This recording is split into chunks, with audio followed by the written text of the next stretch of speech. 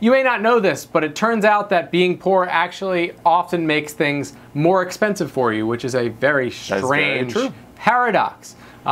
There's an article recently that was published that covers some of the things that you may not realize that poor people actually end up paying more money for. The first is actually an economic example that's pretty interesting. Richard probably knows. It's called the toilet paper effect. So basically what it means is a bunch of sociologists, or whatever you call them, probably economists at University of Michigan, did a study tracking the toilet paper purchases of both rich and poor households. And what they found on average is that poor people are paying more money per roll of toilet paper. And it doesn't matter what it is. It doesn't have to be toilet paper. The point of this study is that because poor people often don't have the resources to be able to buy in bulk, they end up losing money in the long run. At a time. Right? So when you're rich, you can go to Costco and get 2 freaking gallon jugs of paper towels, or toilet paper, or whatever it is.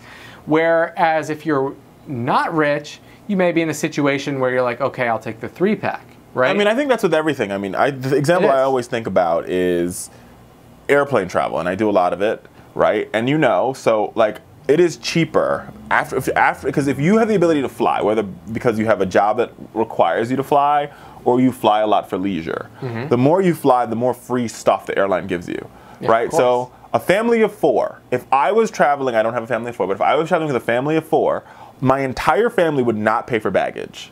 Right. So they would save $100.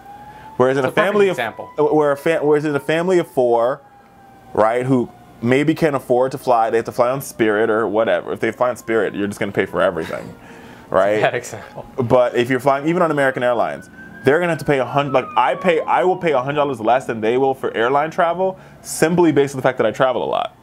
Right. Well, not to mention, often people that have more money, this is another example, right? When it comes to flying, if you have more money, you probably have some money in the bank, which allows you to float some income for a longer period of time. Yep. Let's say you're going on vacation 6 months from now. If you're wealthy, you can say, I want my ticket at the lowest possible price. But if you're not wealthy, you say, okay, I've been saving up. Now I have enough money. The bills have lined up. Everything's working out. Today is the day I have to buy it, right? Exactly. So that's another example. One last one, and then we gotta jump and go to a break here. Huge one is how badly banking and financial services screw poor people, right? Between the overdraft fees, between the monthly fees to just keep your account going. Like oftentimes at Bank of America, you need to have $1,500 in the account in order to not pay a $17 monthly fee. And for your savings account at Bank of America, if you don't have a direct deposit coming in, you have to pay. So if you work, like for example, if you work a daily wage job, right? So you're one of those folks who work at a factory every day, you do day work where you can't direct deposit your money. Yeah. You're automatically going to have to pay a fee. You're getting screwed. It's sick. Perfect example. We'll discuss this more on the Fowler Show, but definitely let us know what you think in the comments below.